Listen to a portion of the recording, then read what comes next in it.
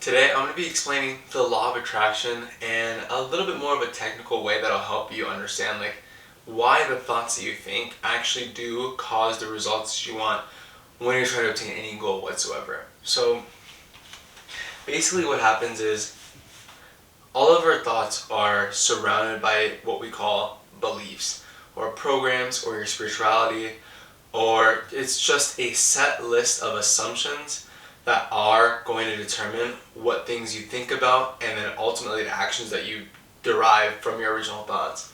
So the first concept is PTFAR. It's your programming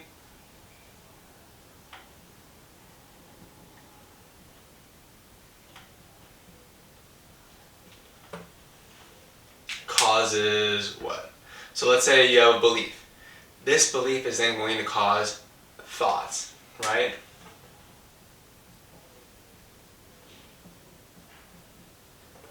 And as we decide to entertain any of these thoughts that go on that are subject from our programming, those cause feelings and emotions.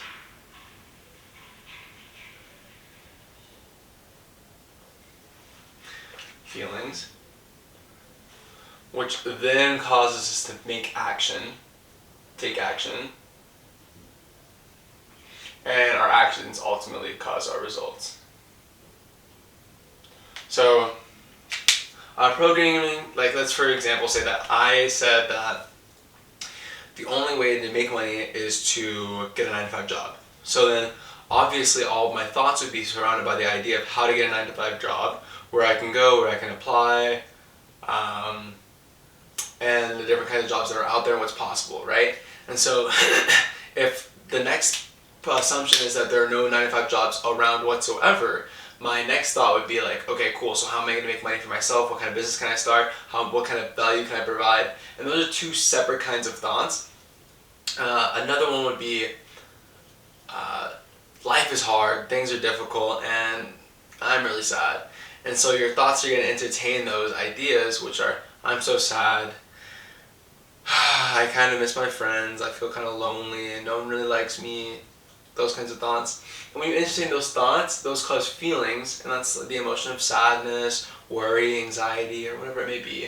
And then that causes you to do actions, which may be, sit down in your bed, try to cope with that feeling of anxiety, anguish, or worry. And then that gets your results. And whatever the results of sitting down and doing nothing are, that's what you're going to get. In contrast, if you were to take the ideas of your programming saying life is so vibrant, I love everything, I'm super excited about life, I really want to go do this, I want to create this, and I really like that, and life just sounds like such a wonderful and exciting game, then your thoughts are going to cause the feelings of joy, abundance, well-being, and your actions are going to align with that, and that's how you're going to get your results. So if I thought that life was super amazing, and for example, this video, right? I'm making this video, and sometimes I'm oh man, this one video is not going to change very many lives. And it's that thought doesn't really help me because it causes a feeling, and that feeling might even lead to me not making a video at all. Right? And in contrast, I can think, oh my god, I'm having so much fun making this, is going to impact so many people, I'm going to change so many lives. And then the energy that you feel, and that I feel, causes my actions, and my results are just different. And so, whenever you're picking a brand new goal, it's good to understand how your programming is causing your thoughts, feelings, and actions, and then ultimately your results. And our conscious mind, let's go into our mind, we have two parts of the mind. There's the conscious and the subconscious. So you have the conscious mind, this is a representation of your body. So this is the conscious mind.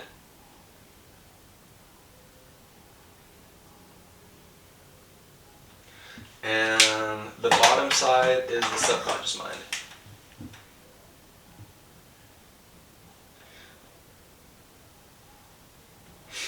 And so, the conscious mind has the ability to create whatever image it wants at any time, in any shape, in any form.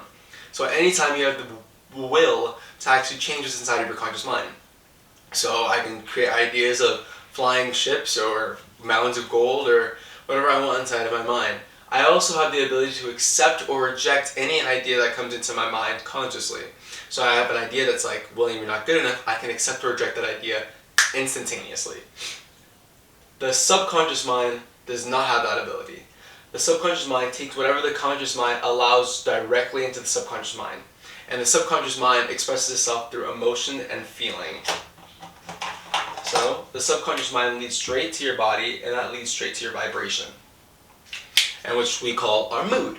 So our mood is what we've decided to say, like what that vibration is, or what we're feeling, that fear, that anxiety, that worry, that love, that abundance, that joy, that gratitude. Those are all feelings, and those feelings cause our actions.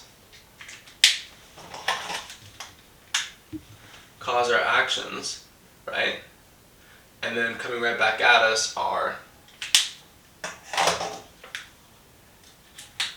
our results. So our conscious mind has the ability to accept or reject any idea that we want to accept or reject at any moment.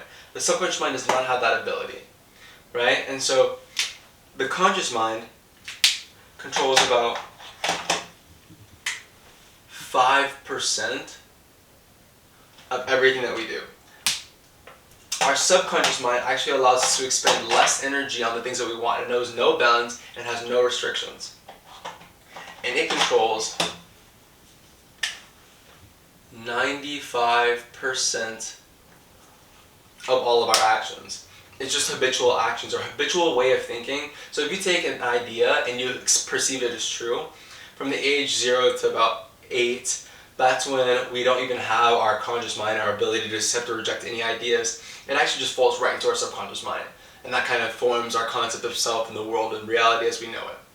And so whatever beliefs you have inside of there that you're not even aware of are causing your feelings, your actions, and your results.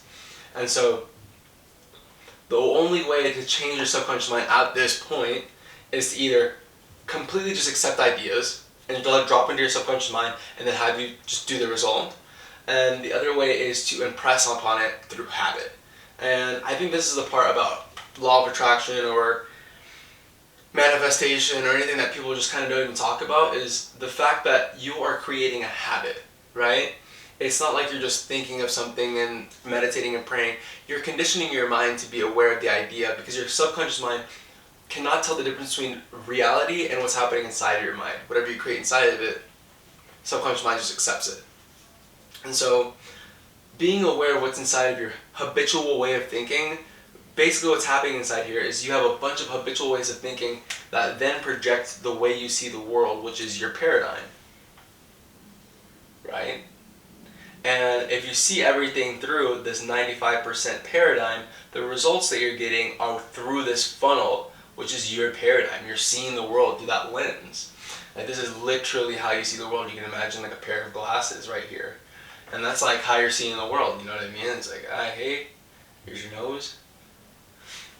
A little smile.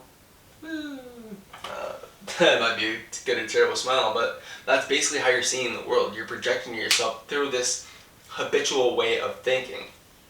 And the way to actually impress new ideas upon yourself is, imagine yourself, right? The only reason you think the way that you do is because you've been impressed upon by the ideas that are inside of your culture. And that could be your friends, your neighbors, your family, your strangers, the associates and teachers. And if you start asking them about the way that they believe the world is, because they're all inside of the same community, you get that same belief, and that's belief A. But if you want to attain a goal that is outside of your original belief system, then you're going to have to find people that believe in belief B. And they're completely outside of your range of friends. So this could be social media, this could be neighbors, this could be people on the street, and the way that they think. If I said, hey, how do I earn $100,000 a month? And I ask 100 people that are around me inside of this area, the odds that I find them are very, very low.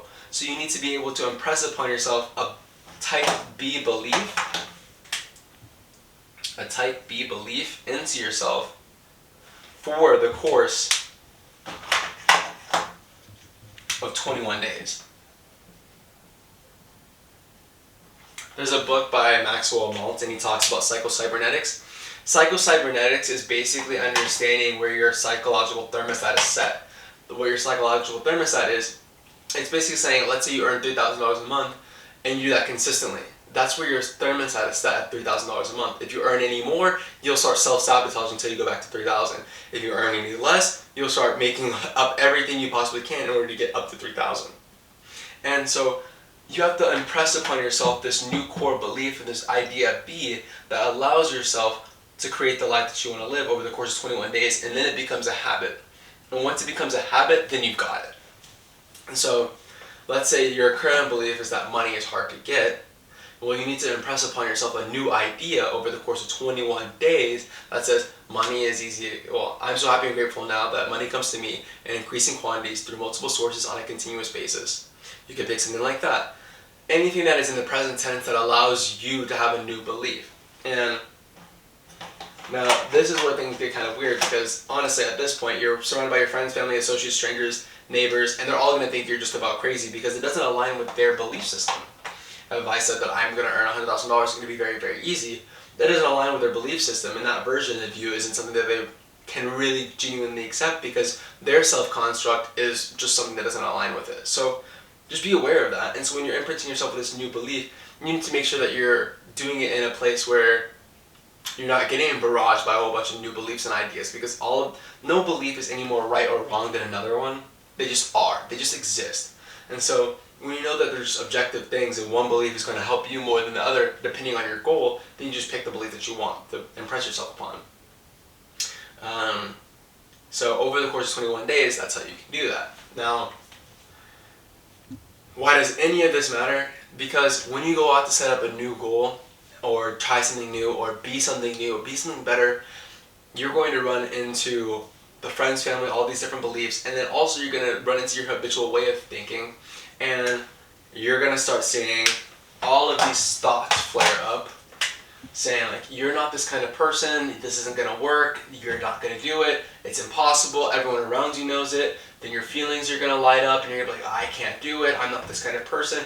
And then your actions are going to show that. It's just going to say like, hey, I'm unable to do the thing that I really want to do. And then you're just not going to do it. At the end of the day, like what happens, you just don't do it. And guess what? You get the negative result that you didn't want based upon the thoughts that you had when you first started.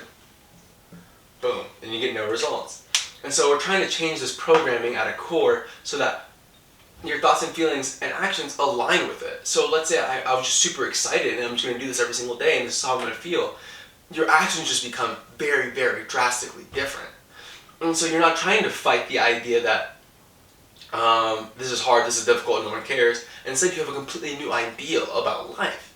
And so when you have that, you don't have to outwork your self-image anymore, because your self-image is the thing that's going to hold you back, and you can't outfight your self-image. But the second that you implant a new idea, you're not fighting any self-image anymore. It drops straight into your subconscious mind, and you're just projecting out exactly how you feel and how you believe.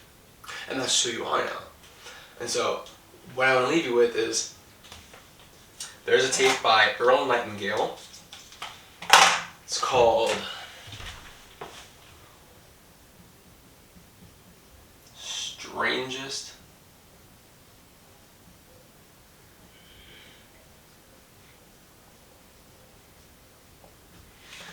Secret. I think it's the strangest secret to success. And I want you to listen to it for 30 days. And I want you to get completely involved with the new idea of goal setting. And really just sit down for 30 days, for 35 minutes, and just spend a little bit of time of listening to something else. Just for a change. And you're going to see so much change happening in your life. It's going to be absolutely phenomenal. And I want you to share in the comment section like how much you liked it, what it changed about you, and if you have seen any of these ideas before. But honestly, thank you guys so much for listening. A lot of these ideas really have helped and changed my life, and I think they're going to change yours too. So go ahead, follow me for more stuff just like this, and I'm excited to see you in the next one. Cheers.